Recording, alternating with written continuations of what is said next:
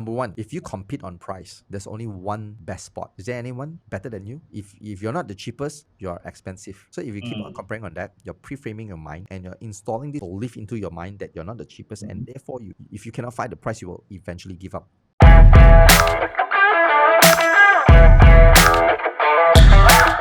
So Aaron, I got another question, right? So one of the things is that being a marketer, I have clients that always complain to me, oh yeah, my customers, they don't have money, or they are, shopping for the best deal. I think this is common sales problem. Is there some way you can address this, or how would you in general address this? All right, that's in general way, I would say that's a very good question actually. A lot of salespeople, what they would think is that price is always a problem. Oh, I'm not the cheapest. The principle is that when you think about this, right, there's two things that you need to think about. Number one, if you compete on price, there's only one best spot. Is there anyone better than you? If you're not the cheapest, you're expensive. So if you keep on comparing on that, you're pre-framing your mind and you're installing this belief into your mind that you're not the cheapest, and therefore if you cannot find the price, you will eventually give up. Now the second thing is that what value are you providing that will make people see that you're different? And I will focus on the second thing.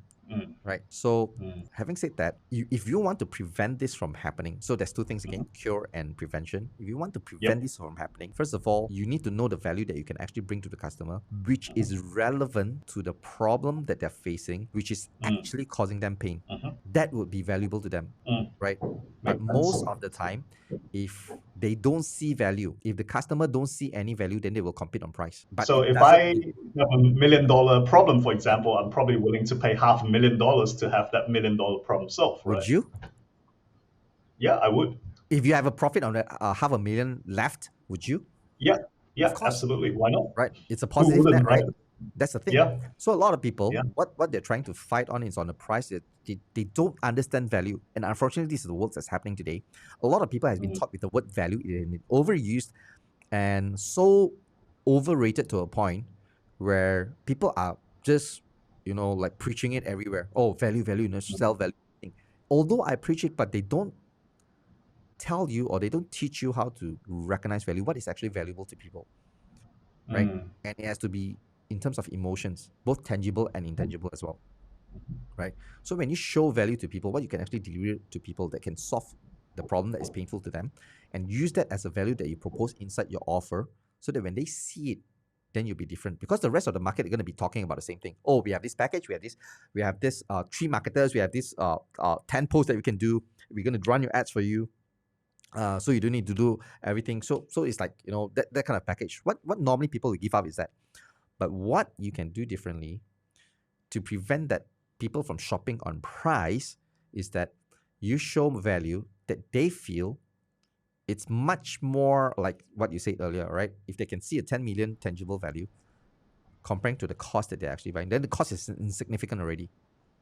The problem with people is that they saw the price here with a lot of salespeople, and they put the value here. This is what you pay, this is what you get. But what we want to do here is that this is what you pay, this is what you get.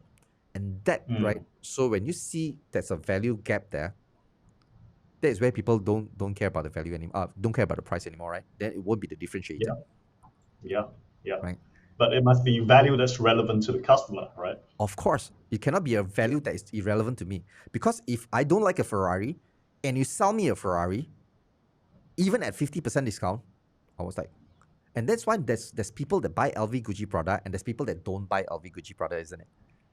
Right? To certain people, that is valuable because it means status. It means my I like this, or I'm using it to build up my own status in security. But to a lot of people that are more secure about themselves, that they don't even care about this.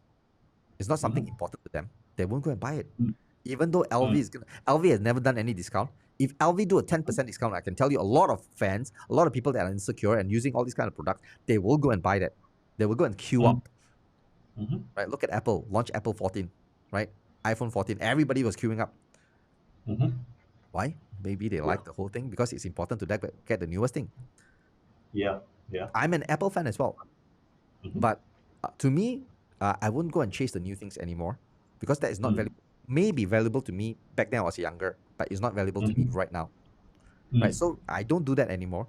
So I would rather wait for it to be in the market for 2 years, 3 years, or when my phone has something wrong, then I'll go and buy a new phone. So to me, the phone is a tool to me. So my value changed over time, right? And what salespeople usually fail to do is that they fail to recognize the value that is Mm, relevant to the customers. They're trying to mm, push down value that they think the customer should be buying, which is yep. your product knowledge, the features, the benefits that you think will bring to customer, Right. right? If you don't have a headache, I can tell you, hey, this aspirin gonna solve your headache, won't give you any headache. Your headache gonna be gone in 3 minutes. At the time you're not having any headache. Do you think that's valuable to you? No. Or constantly you don't have migraine? Yeah. Yeah. It won't be valuable to you, isn't it?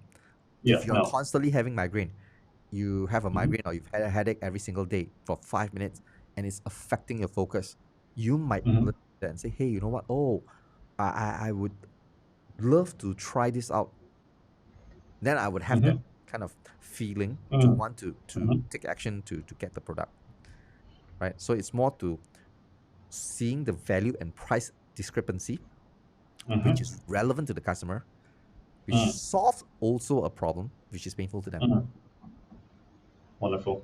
I think that's a great distinction, and that will help people to compete on price and not sell on price, focus on value, right? Yeah, focus on value that is relevant. And a lot of times, if you compete on price, there's only one place. The winner is going to be, in the end, the customers.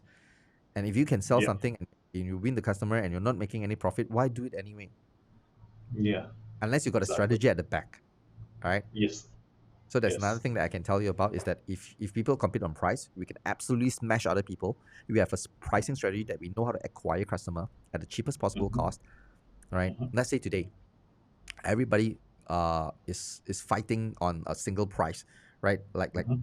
price sensitive items. And Hmm. if you're not the cheapest, you're more expensive than people, and then people compare on that, especially on like shopping, Shopee, Lazada, all these Amazon kind of thing, eBay, where people Hmm. can compare price immediately, right? Hmm. So, if people were to do that, then if the person has a strategy that can actually lower his price way below the cost, but you know how to Hmm. calculate your customer lifetime value, Hmm. how much the business is going to bring you in the end, and you got Hmm. data for it, Hmm. then you can do something that is crazy enough to beat the entire market price. Now that's a Right. sales Right. strategy, Yep. okay, Yep. comparing to the price and value differentiation. So that's the first thing that I Mm. will do. Perfect. Yep. Perfect.